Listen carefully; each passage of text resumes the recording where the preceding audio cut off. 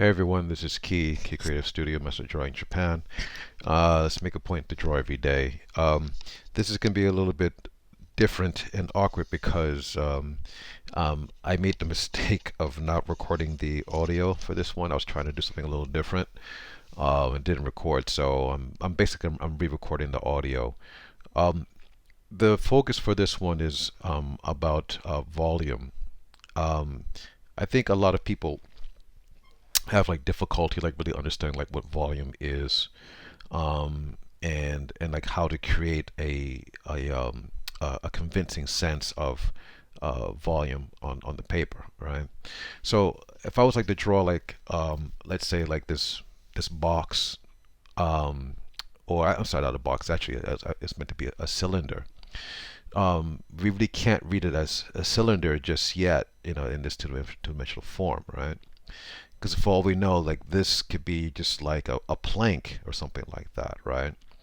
Um, for example, if I turn it to the side, the top and the bottom parallel parts of it are going to start to converge, right? And then we get this kind of sense, right? But again, that's just like a piece of paper or a plank or something like that. So we don't really have a sense of volume just yet, right? However, the sense of volume does it is supported by the concept of perspective, obviously. So like these converging lines, you know, are helping our eyes to, like to just naturally have a sense of space, you know, like something that is receding away from us, and like you know something that is coming out towards us, right? So if I was like to drop another side on here and then I fill it out like that. So now you know I've made essentially like a rectangular box now, right? And again, like the converging lines, you know, going off like that. But for some reason, like now, yeah, it has a sense of volume to it now, right? And what I mean, you know, by volume is that you know it has um, a an inside, right?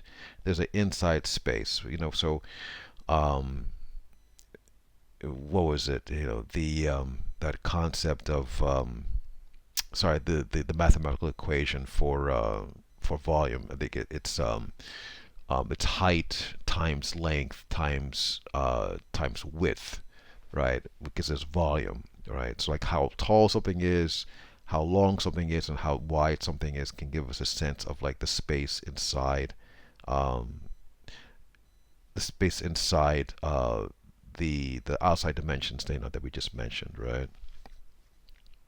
So yeah, you know, so you know, we can imagine like you know this box, you know, having like a um, having an inside and like having like um, a bottom plane, like an underplane, essentially, right?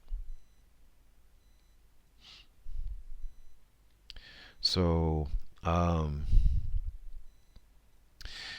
one of the things that really supports the sense of volumes in objects is something that is basically like bisected at its center at a right angle. All right, if that makes any sense to you, right? Because if you drop something like down from the center um, of where it is, okay, like we know that that center is being surrounded by something. It is being contained, essentially, right? For example, okay, if I draw um, a what am I doing here? Okay, sorry. Yeah, okay. So if I draw like a line like that and a line like that, there's no relationship between those two lines, and it's not containing anything. Those are just two random lines on the paper, right? But if I put two lines like that, that is like now has a sense of like bracketing something, right? Now, we have a sense that something is being contained, and this is the first step of creating a sense of volume. That there is a center point from which like everything can radiate out in an equal distance or in equal value. So essentially, the right angle is really what makes it. So I'm taking that sphere, which I've um, split down the middle, but I'm going to imagine like we're looking at it from the top, right? So so that right angle now, um, right, is still there, but we've tilted it, and now we have like a sense of of space and volume here, but because of that. So essentially, when you draw like any kind of shape at all, you have to.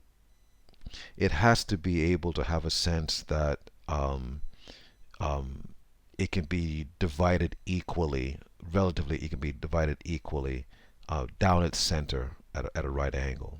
Right. I have a triangle here. This triangle was flat, but if I drop a third line down, now it becomes like three-dimensional, and immediately, right, we're starting to believe like this can have some sense of volume to it.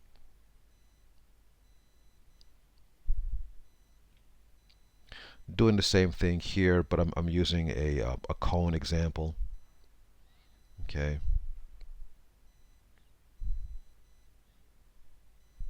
so in this case, the bottom part will be an ellipse. So if I drop this line down to the center, right, and I take that out at a right angle like that, now, yeah, we have a sense of like having a center, and then also, to radiate out into space, or at least like to its edge anyway, to its edges, right? We can drop 90-degree angles like all around from that center point, right? And we can believe, that it is a thing, it is a physical thing in space.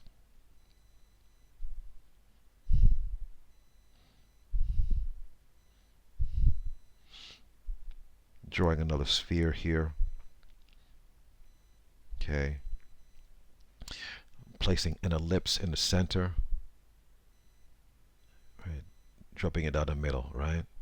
So we can imagine that we're looking at it from the top. So, going back to the cylinder idea. Okay.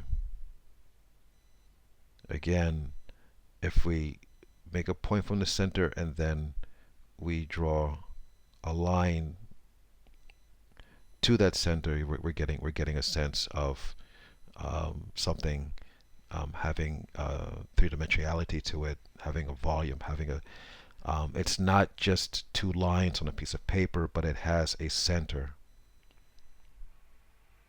All right.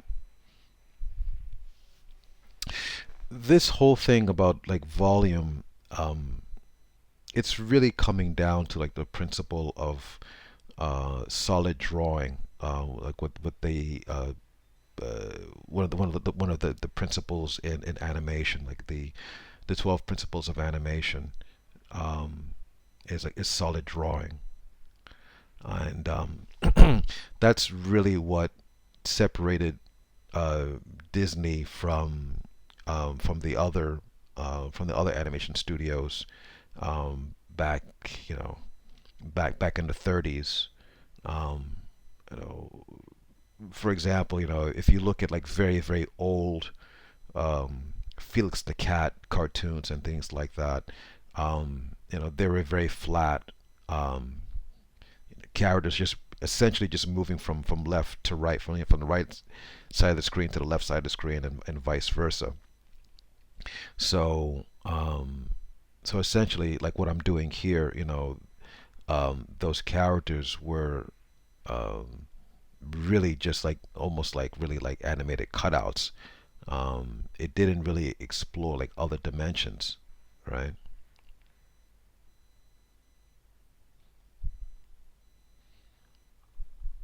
So yeah, so basically that image there is just basically something that is conveying like um, yeah, like width and height, right? Or height and length, right? But here, what am I doing? I'm taking the same basic shape, but I'm turning it on its side, right? And now we know we're getting a sense of something that has um, that it is occupying space. It is occupying space in the paper. Now, that's the magic trick, right? Okay.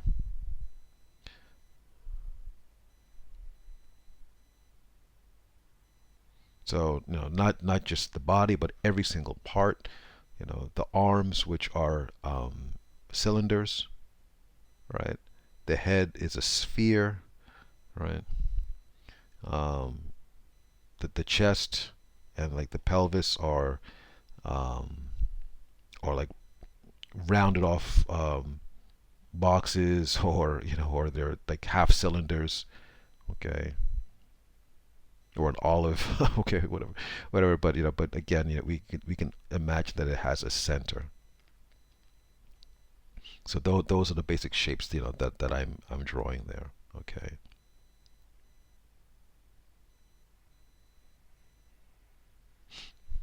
Again, I say it. It's very difficult to explain what volume is. It's one of those things that people just understand naturally, right? Like you look at a full-figured uh, person, and you can automatically imagine, that it being that the person is not just like a piece of paper that's walking around, but it is this large um, body, that is made up of muscles that but that are complete shapes, like whether it's like the stomach, or the glutes or whatever.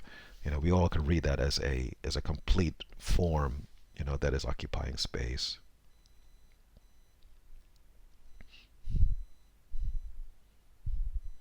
So this character that I'm um, that I'm doodling here, essentially, could be, any animated character that we've had in animation, since essentially, since Steamboat Willie, I guess, you know, um, of course, these characters, have changed and have been, um, improved in terms of their design, but essentially, that that solid drawing is what we see here is what really was a big um, a big level up, shall we say, in terms of um, in terms of animation, right? Okay. So in animation, they often use the flour sack, or I like to say in Japan, the rice bag, as a tool for drawing um, for breaking down the torso, right? The top part being the rib cage, the bottom part being the pelvis, right? But it's very easy to understand that, again, if I was to draw like an ellipse like that, we can see that we're looking at the underside, and if we draw an ellipse for the lower part, we're looking at the top part, right? But we know that it has a center, and has a center, and that center is what creates the sense of space, because we can relate it to other things, right?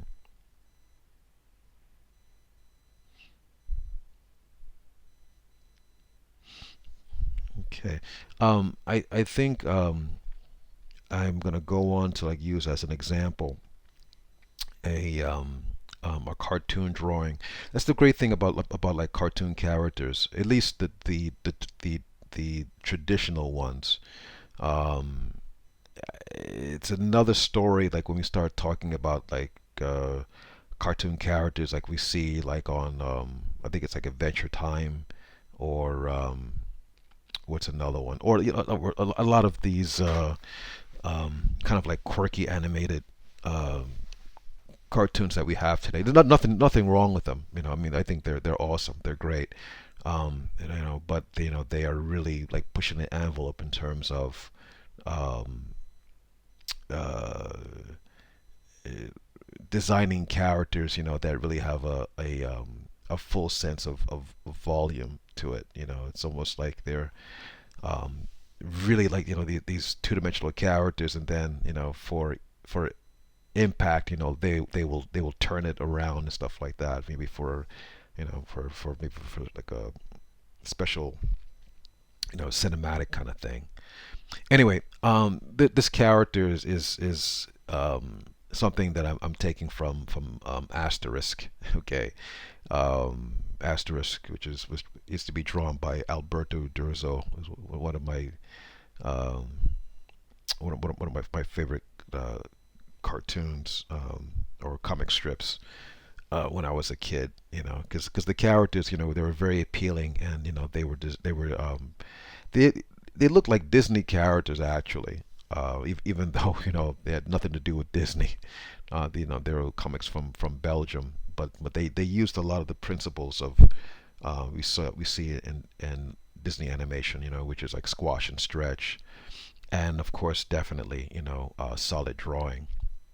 So the nose, you know, and the head, obviously, as I've drawn them, we can read them as three-dimensional objects, you know, that have you know that have a center to them, right?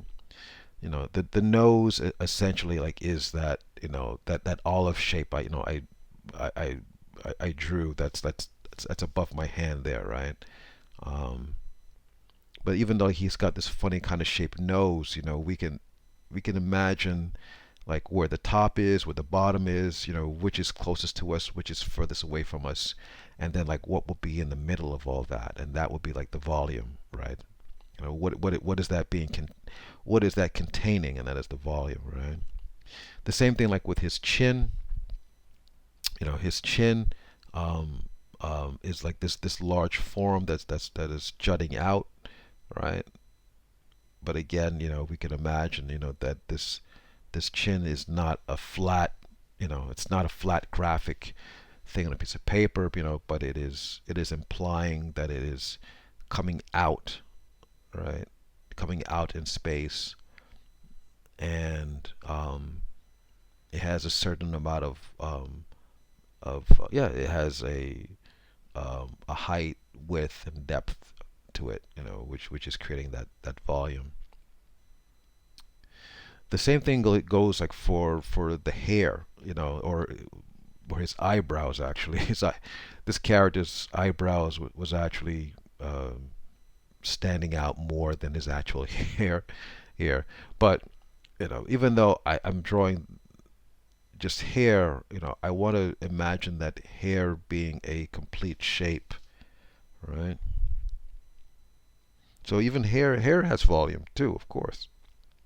Not the individual strand. Well, of course, the strands have volume, of course, but if you group them all together, the hair you know will have a kind of like a sense of volume and like body to it.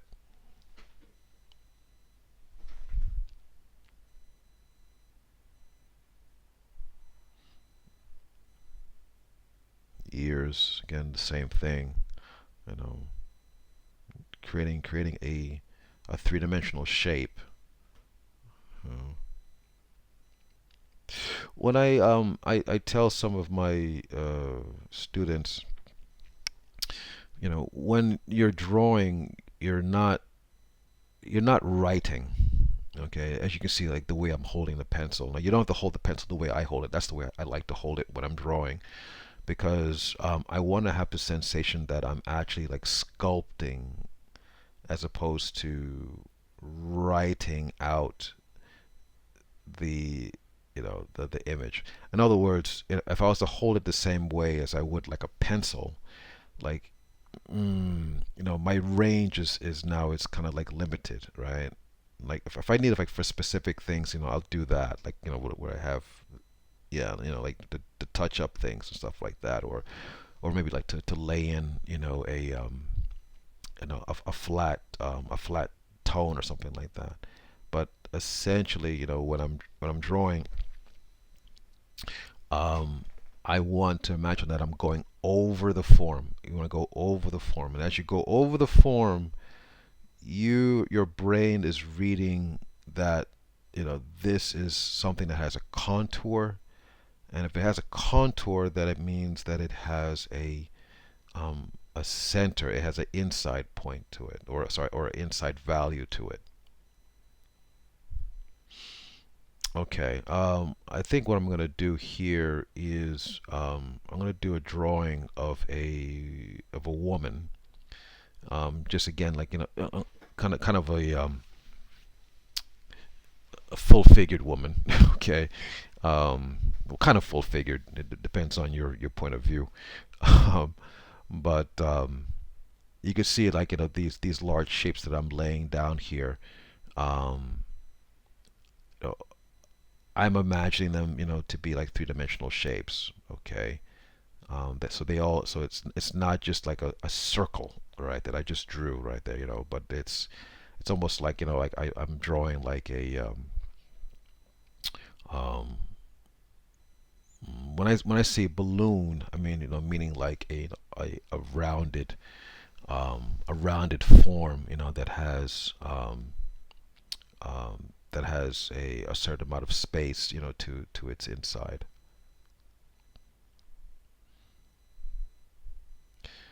I'm drawing another cylinder here, to show that the cylinder, um, or the cylinder shape reflects the same kind of volume that her arm should have. Her upper arm, should have like the same kind of general volume that as that cylinder. Her lower arm definitely will have the same kind of volume as well.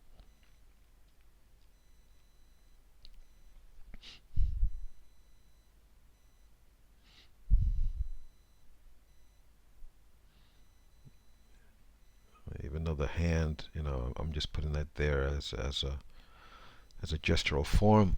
I also want to start to consider that having to have volume as well. Um, her her deltoid, her shoulder muscle. Um, I've kind of exaggerated the way I'm laying that out. Usually I wouldn't draw it like that, but I'm laying it in like that to really to make it clear that that is a separate form and all to itself. So it's of course it's going to fit into other muscles, but if we really wanted to isolate it, we can have a better sense of the volume that it has. Um, so of course I've fleshed out those arms. Of course, I didn't just leave it as a cylinder because those arms, sorry, the cylindrical forms are really just like the architecture upon which the architecture.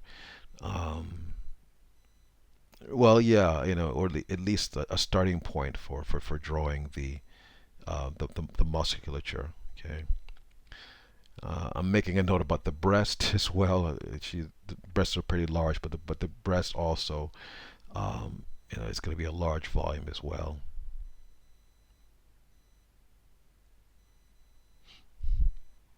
Another cylinder for the thigh, cylinder for the lower leg.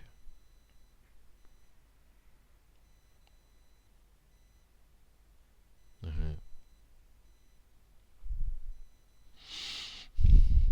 So again, when I say cylinder, no, I don't say rectangle, right? You cylinder to imply that it's something that it has a rounded form that can, you know, that we can visualize, or we can actually um, mm, feel, a contour going around it. Okay. Here I am. Okay, fleshing out the leg here.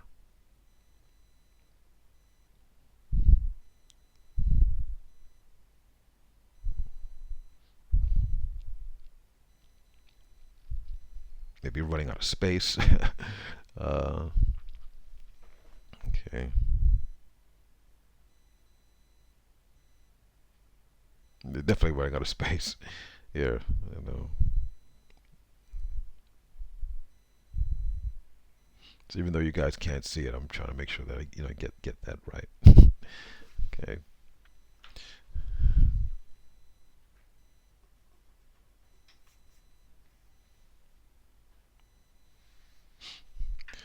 All right. Um, so when you look at people, try to look at aspects of people's bodies, and not just see like, oh, just the leg, but really try to keep in mind, like, how is that working as a full, complete, three-dimensional shape. um, this female that I'm drawing is kind of cartoonish, because I think I was getting to, like, drawing the buttocks here, and I was trying to explain, that the buttocks actually have like this butterfly kind of shape, um, because we have, like, the gluteus, um, the gluteus medius and the gluteus maximus, working together like that, and you get like this kind of shape. It's almost like two rice bags, that are they're pushed up next to each other in a way, But essentially, it's this kind of like butterfly kind of shape, roughly speaking. Roughly speaking, it's easier to see on a female, of course, because obviously the hips are wider.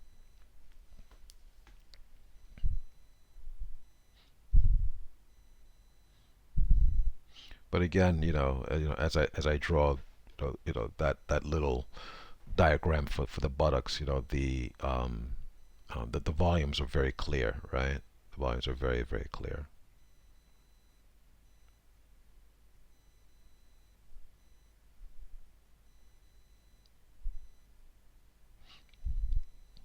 Okay, just a quick gesture for the hand here to make that clear,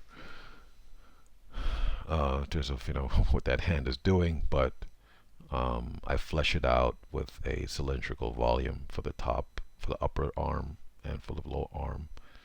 Then I feed the musculature, um, from that. Okay.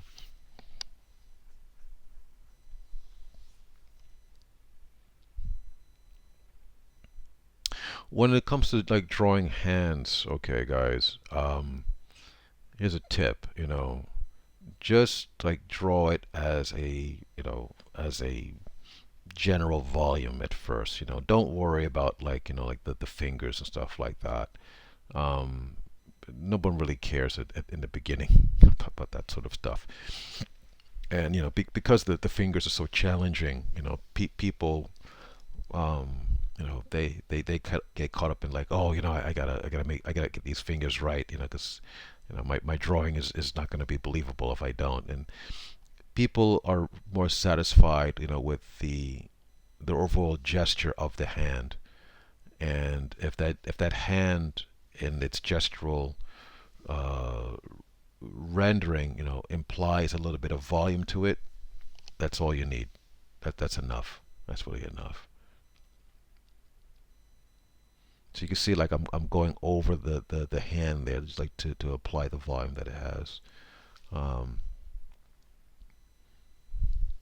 I'm just like throwing that finger there just to help, imply a little bit of gesture to it. You know? I mean, really think about it, guys. Like whether you're looking at a painting, or you're looking at a um, you know comic book or manga or something like that, or some cartoon. Do you how many times have you actually took the time out and said, hey, wait a minute, let me count how many fingers I can see. People don't really care. People don't really care about the fingers. The only time people like care about the fingers is like when the hand is actually the main subject, of what's being presented. Otherwise, the gesture is fine. There's no need to you know, make life harder for yourself, by laboring over those fingers. Okay. Now I made a mistake here with that foot, because that leg is way too long, and that's not the right position actually. So and it's probably because I was not considering, like the actual um, the complete uh, form of that leg, including the volume, right? If I was thinking of it properly, I wouldn't have drawn it like that. So it would be more like in this kind of position.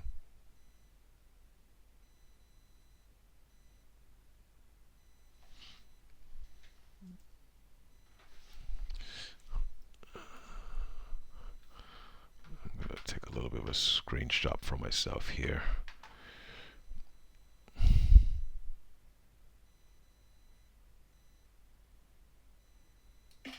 Oops, sorry if that was a little noisy, but um, taking a screenshot because I want to upload this for you guys later. So part of the noise.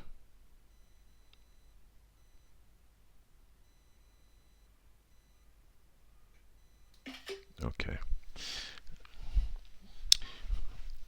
So I'm just tying this down. Though those volumes that I have here, like like for like the shoulder deltoid, or the low arm. I'm making these forms like feed into other forms. Okay. Again, I'm pointing out, like when drawing the head should be like an oval. It has a center. As you can say, I put a center point inside there, just to illustrate it. Um, this is going to be a very cartoonish female here, so I ask for a little bit of a break because I'm not really out to draw like a realistic woman in this drawing. And just so that you guys get the idea. Hopefully, I won't noodle too much on drawing her on her face. By the way, when I draw the head, okay, um, and this is my advice for you when I say, like, when you want to draw the head, or okay, the face, right? What is the face attached to? The face is attached to the head, right? So it's really the head we really need to understand in order to get, a proper face that communicates something, right? That communicates, the type of person, we're trying to convey here, right? So which means, you have to understand the head as a three-dimensional thing, right?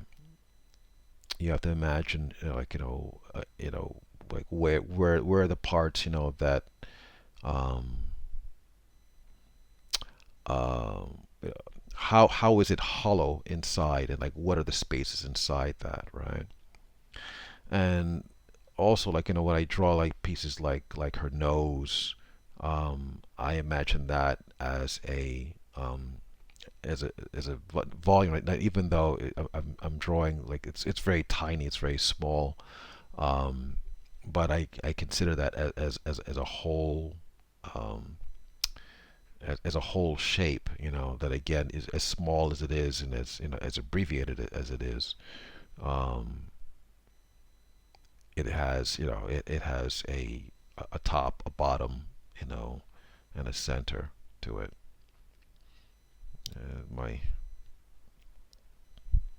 My naughty head poking into the screen. Pardon me. Okay, I think it might pop up a couple more times, so apologies in advance.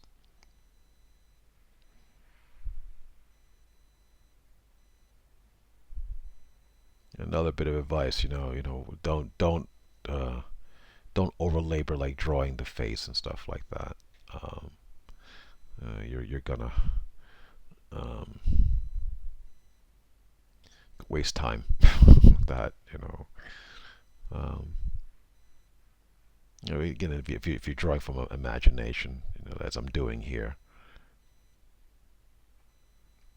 So as I'm drawing the hair here, guess what? I'm drawing the hair as a volume. I'm drawing the hair as a large volume.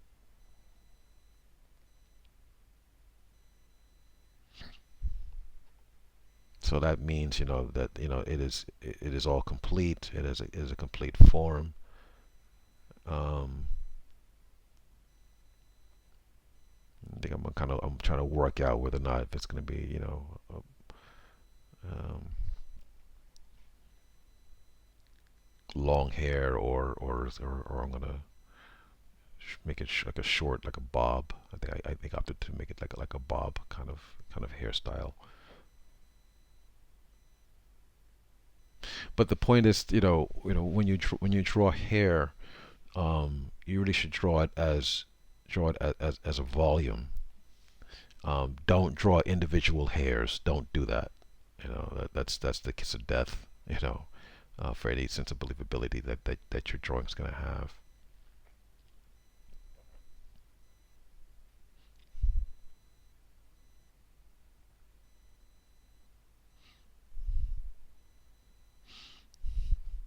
Again, I'm holding the pencil this way because I'm just refining. I'm just tightening things up.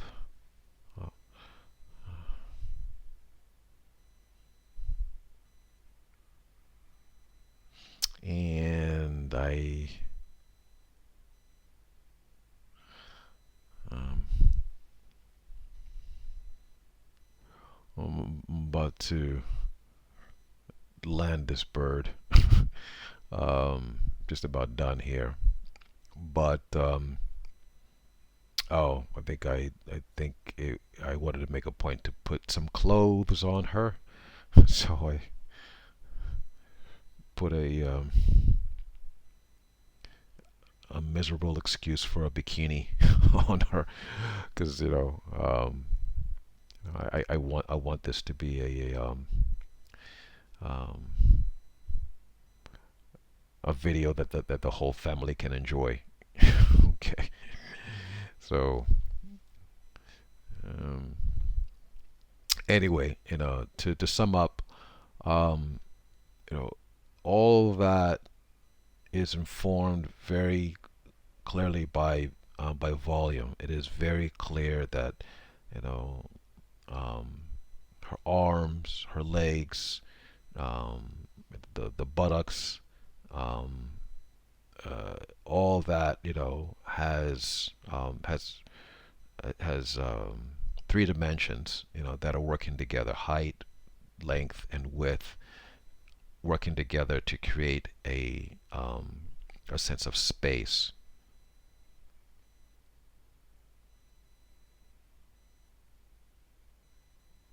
Okay, and that's essentially how you create volume, Okay. I hope this was helpful for you guys. It was kind of fun doing this. Again, I'm recording the audio on top of it because I made a mistake not to record the audio the first time. Um, if this was helpful, please like, share, subscribe, as they say, and I will be back again with another video for you guys. And if you again, and also if you have any comments or questions, please leave me a comment or a question in the description. I'm sorry, in the comment area. All right, take it easy. See you. Bye bye.